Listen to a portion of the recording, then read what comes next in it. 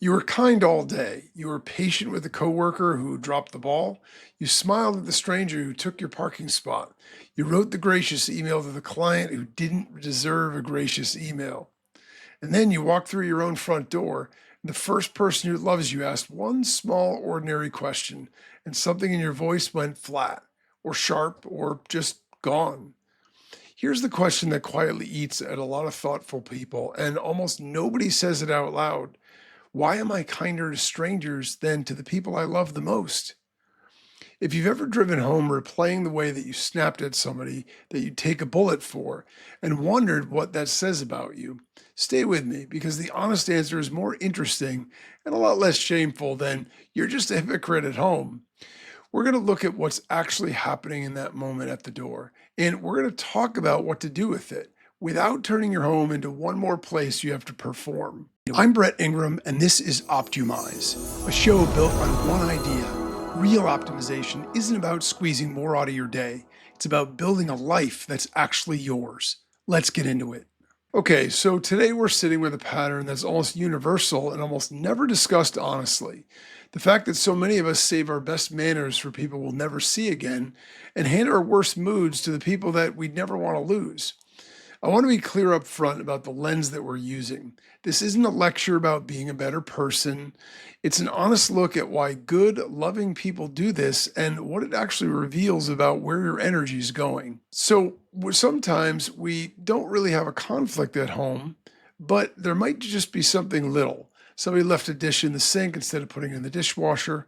So all of these little things can add up to these subtle little moments where we say things like we sigh at a normal question, we roll our eyes maybe, I'll do it in a minute or something like that. But it comes out in a way that there's an edge to it. And when somebody knows us really well, they can tell that something's a little bit off. That, we aren't really fully present and we aren't really being all that nice about it either. And the crazy part about it is that all day we performed patience for people that meant nothing to us. The people that mean everything to us get the leftovers. We get to a level of saturation and we just can't pretend anymore. So this is a quiet shame, and it's super important that we recognize and acknowledge it happens to a lot of people. So we don't want to wallow in this. Most people who do this aren't cruel. They're actually the opposite. They're the ones holding it together all day. And that's the paradox that's worth sitting with. So we want to talk about recognition, not guilt. We're not designed here to try to make anybody feel bad. We're trying to recognize what that pattern is and where it comes from. So think about the last week. Who genuinely got the most patient, most generous version of you? And who got the most depleted version? Be honest about the answer. Here's the reframe that I want to plant before we go one step further. The problem is almost never that you love people less. In most cases, it's the exact reverse. And by the end of this, I think that'll actually make sense instead of sounding like a greeting card. So let's answer the actual question. Why does this happen? Not as an excuse, as an explanation, because you can't change something that you don't understand. There are three real forces at work here, and they stack. The first one is the one that almost nobody accounts for. All day, you're doing invisible work. You're managing your face, your tone, your reactions, so that you come across the way that you're supposed to. The sociologist Arlie Hochschild gave this name back in 1983. She called it emotional labor, the work of managing your feelings to fit what a situation demands. The customer service voice, the meeting face, the I'm fine you say 12 times before lunch. And here's the part that matters. That management runs on a real limited supply. Researchers studying what's called surface acting, putting on an emotion that you don't actually feel, have found that it's genuinely draining and the exhaustion doesn't stay politely at the office. It spills over. Studies of working couples have linked a day of faking it at work to more tension and less warmth at home the very same night. Read that again in your own life. By the time that you reach the people you love, you may have already spent the entire day's supply of patience on people that'll never matter to you. You didn't run out of love. You ran out of regulation. This might also explain why there's a lot of issues with social media. People that put on a persona or pretend to be somebody, they could be wildly popular. They could have millions of followers. They could make a lot of money. But it's exhausting because they're pretending to be something that they're not. Or they're at least pretending to be all one way, when in reality, human beings are more complex than that. So it's sort of the difference between how you'd answer the same annoying question at 9 a.m. when you're feeling pretty good from a client versus 7 p.m. when you're worn out from your kid or from your partner. It's the same question, but it's a totally different you. So what changed there isn't the love, it's the tank and the level of energy left in it. So these are really difficult situations for us to manage, but part of it is also that we know the people that we love will still be there. Right? We have less connection to other people. So the irony is, while we might be nicer to them, we also know they probably wouldn't tolerate anything else, whereas people that we love might. So that's depletion. But depletion alone doesn't explain the edge, the snap. That's the second force. The second force is older and blunter, and psychology has a name for it too: displaced aggression. It's the technical version of kicking the dog. You get provoked somewhere that you can't respond. You can't snap at your boss. You can't yell at traffic. So the frustration doesn't vanish, it waits. And it tends to come out later on a safer target. And this isn't folk wisdom. A major review of research, a meta-analysis published in 2000 by Amy Marcus Newhall and her colleagues, pulled together decades of experiments and found displaced aggression is a real, reliable effect. One of their findings is the uncomfortable one. The displacement lands harder when a small thing at home adds a spark to a frustration that you are already carrying in from somewhere else. The person at home didn't cause the fire, they just struck the match near the fuel that you've been hauling around all day. So this is important that we do two things at once.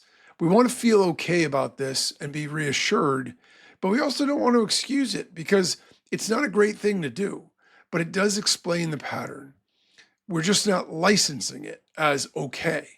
So it's not your fault that the tank was empty, but it is your responsibility for what you do at the door. And I think that that's really the key point here.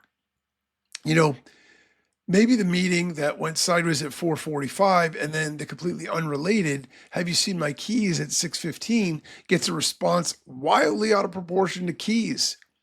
How often is the thing that you snapped about actually the thing you're upset about?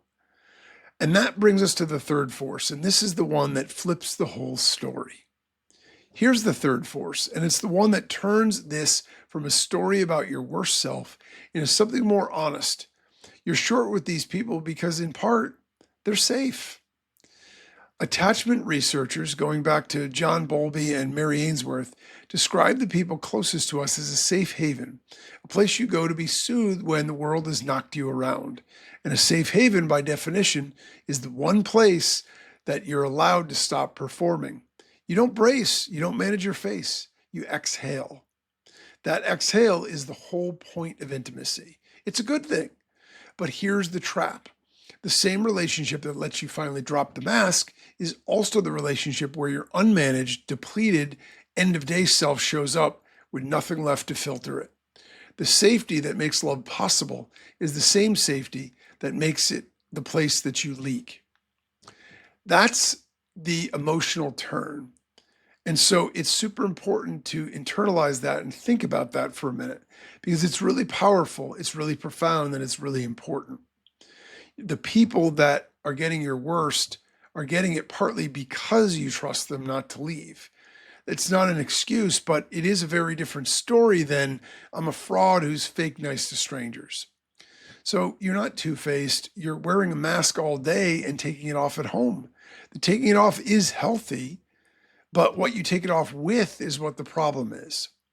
So we want to feel a little bit relieved, but we also want to be a little bit forgiving and a little bit tender about ourselves and the people at home as well. So if those are the three forces, depletion, displacement, and safety, the obvious question is what to do about it. And this is where most advice gets it exactly wrong. The standard advice is be more patient at home, be more grateful, count to 10. And I want to gently push back on that because I think it quietly makes things worse. Think about what just be more patient at home is actually asking you to do. It's asking you to add more emotional labor, more managing, more performing at the exact place and time your tank is already empty. It's telling you to keep the mask on for one more room, the one room that was supposed to be the place you could take it off. It's not a solution. That's extending the very thing that drained you to your last refuge. So, the weak assumption in mainstream self improvement is that the answer to any relational problem is more effort and more willpower applied in the moment. The problem with that is it treats you like a machine that just needs to try harder. And that's exactly the paradigm that we're trying to solve here because that doesn't work. So the guilt spiral is a real thing and it is worth talking about because we snap, we feel like a bad partner or parent, and then that shame drains us even further, and depleted people are shorter, not kinder. So the guilt doesn't fix the pattern, it feeds it. Now, what if the goal isn't to perform better when you're empty, but to stop arriving empty? That reframe changes where we point the effort. So let me lay out the optYOUmize way of looking at it. Here's the shift. Stop trying to be a better person in the doorway. Start managing the energy long before you reach it. This is a whole life problem wearing a personality flaw costume. Where your day sends your best attention, how depleted you let yourself get, what you carry home unspoken, these are all real levers, not gritting your teeth harder at the dinner table. I want to give you a way to think about it. I call it the threshold, not a 5-step system, a single idea you can actually hold on to. The threshold is the doorway, literal or figurative, between your outer life and your inner circle. All day, the world gets you managed, performed, professional self. Your home gets whatever crosses the threshold with you. Now, right now, for most of us, that crossing is completely automatic. You carry the whole day straight through the door and unload it on the first face you see. The threshold idea is simply this. Make that crossing conscious instead of automatic. Decide what you carry in and what you set down before you do. So if we think about that, the threshold can be the actual front door, it could be the driveway, it could be when you're getting in your car to leave the office, the last 3 minutes of your commute, closing your laptop, the walk from the car, something that triggers it. So you have the ability to look at that one small deliberate pause between the world and the people I love. Because what happens in that pause is not a productivity ritual. It's one honest question. Who am I about to be? And is that fair to the people on the other side of the door? Because the second half of the reframe says this very clearly, and that is spend your best regulation where it matters most, not where it's cheapest. You're never going to get the client, the stranger, the internet back. You might get 40 more years with people at home. The current allocation is exactly backward. Guard the inner circle at least as deliberately as you guard your reputation. Because this is a framework to adapt. It's not a rule. You know, some people might need to pause at the door. Some need it earlier. We want to protect that sliver of the day so we don't arrive at zero. And that is the really important point. Find what that is for you. You know, anytime that you can pause, you can think, you can reflect, and then you can decide, it puts you back in control and back in power. You know, there's a line from the film, Everything Everywhere All at Once, that stuck with me. Didn't actually love the movie though, to be honest. The character Waymond, who everyone underestimates, makes the case that kindness isn't weakness. It's a strategy for surviving a chaotic world. He says in the middle of the chaos, something to the effect of, you know, please be kind, especially when we don't know what's going on. I think about that at the threshold. The days I least feel like being kind at home are usually the days it matters most because those are the days that my people are getting the depleted me. And a little deliberate kindness is the thing standing between a hard day and a hurt relationship. So here's something to actually try, not a program, 1 practice and 3 questions. Take what's useful, leave the rest. The practice is the threshold pause. Pick one boundary in your day that sits right before you reconnect with the people you love. The last stretch of the commute, the hand on the front door, the moment you close the laptop. For the next week, when you hit that last boundary, take 10 seconds and ask yourself one question. What am I carrying, and do I want to hand it to them? That's it. You're not fixing your whole life. You're just making one automatic crossing conscious. So this is something that's super light, super doable. It's not homework. It's not an app. There's nothing to journal about. It's just asking yourself that one question.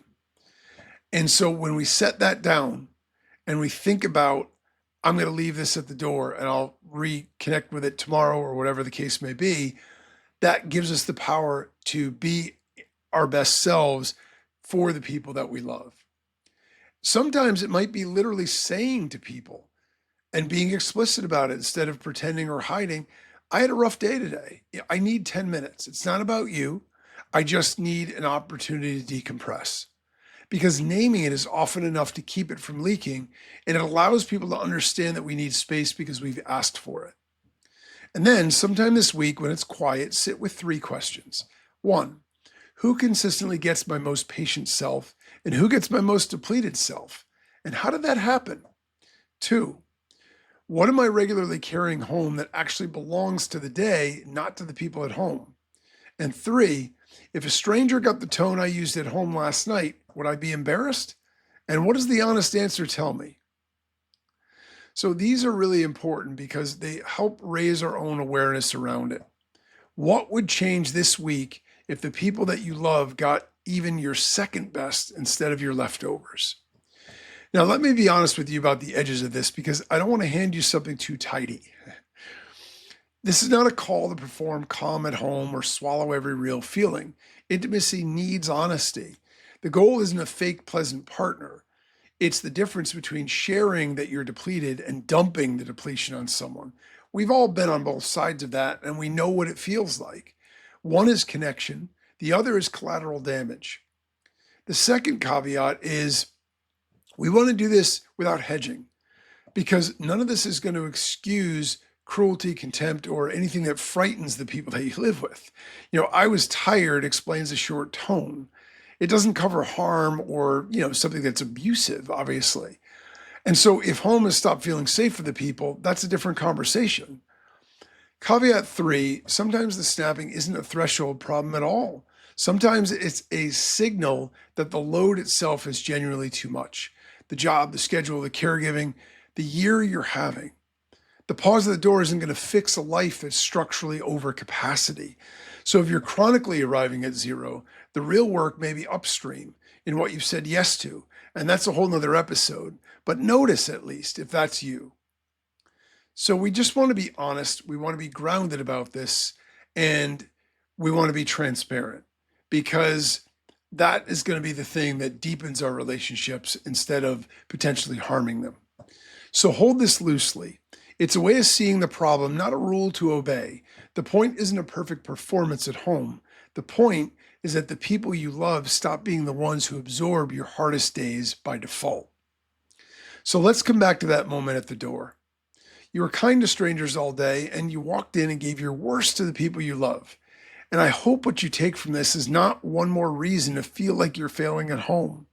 I hope it's this. That pattern was never really about loving them less. It was about arriving empty, carrying a day that you never set down into the one place safe enough to let it spill. Which means the fix was never try harder to be nice in the doorway. It's quieter than that. It's noticing where your best self is going all day and deciding on purpose that the people who get to keep you shouldn't be the ones who get the least of you. So here's the one thing to carry out of this episode. It's not a rule, it's a question. Tonight, when you reach your own threshold, ask yourself, what am I carrying? And do I want to hand it to them? The strangers will forget you by morning. The people on the other side of that door are the ones who will remember how it felt to live with you. It's not pressure. That's just where the good life actually gets built, one threshold at a time. If this episode sparks something for you, subscribe for more, share it with a friend, and leave a rating and review so it helps us reach more optimizers like you. Until next time, remember, optimize your life, not just your output.